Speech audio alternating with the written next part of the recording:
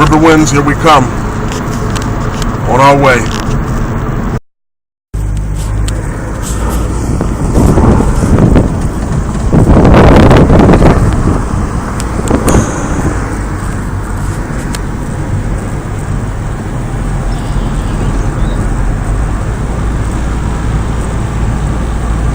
Beautiful day.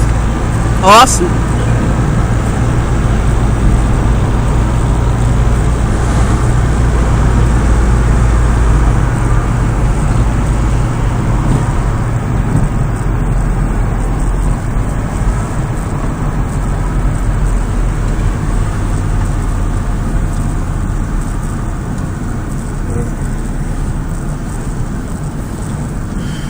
Here we go. Right.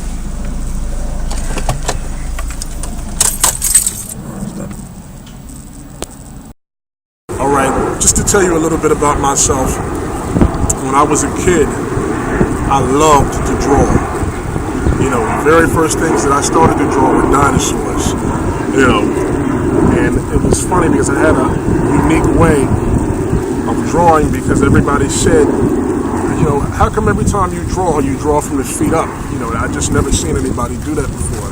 You know, and I didn't think anything of it. It was just comfortable and easy for me. You know, I really love to draw. I had an uncanny way of doing things artistically, and you know, and it worked out for me. So as I got older, I started to enter drawing contests in school, and you know, I would win them, and you know, and that's, you know, I realized I was an artist then, you know. But then as time went on, I started to get into things like music. I always had an ear for music because music was always in my family. My mother always had records. My father always bought records. We always had music in the house. My auntie in her room, you know, with the records, and you know, back in the 80s, whatever it was a beautiful thing. But so I started to, you know, write song lyrics. You know, I had cousins and I knew people who rapped and they did hip hop, so I started to do hip hop, and I had my share of my recordings, and I loved it so much, and I wanted to start a career in it, you know. But sometimes things don't work out that way. So what I did instead was I started to write, you know. And I, even as a kid, as a teenager, I started to write movie scripts and, you know, books and, you know, things. You know, things for movies, because I like, you know, to do movies, and I like the, you know, the fact and the idea of becoming a director. So, you know, it just, I never finished anything. I could never finish anything. I would always start it, but I would never finish. But it was 2008 when I had a spiritual awakening, and I started to realize that my gift was a lot deeper than just art. I had a gift of sight. I had another type of a gift. And it was a spiritual type of a gift. So what I did was I started to document it over the periods of the things that I saw throughout my life, and it wound up being my very first book.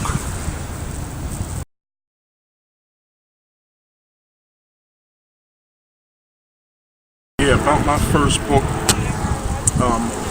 What that is a documentation of my experiences. I had a spiritual awakening in 2008. Where I discovered that I had something a lot more than just an artistic ability. I had actually had a gift of sight and a lot of other things. And what I did was I documented it. You know, with Silent Ears, Noisy Eyes, Book 1 and 2, The Manifestation of the Twin Soul did. What it was basically me documenting my life within a story, you know, so it could be more entertaining. But a great percentage of that writing there, of that book, was all fact. You know, and it was, what was so great about it was when I wrote it, it was the very first thing that I had started that I actually finished. So for me, it was like, wow, you know. You know, it was kind of a breakthrough because I didn't really make it in the music business like I thought I would, and you know, and it was one thing that, you know, for me to write, you know, and it was another thing for me to write something completed and actually have it, you know, to where I could share it with the world, like really share it with the world, you know. And I've gotten lots of compliments. People telling me, "Oh, it was great. You changed my life." I mean, that is the biggest form of flattery when somebody tells you changed their life because it's something you created. So that was a great thing for me.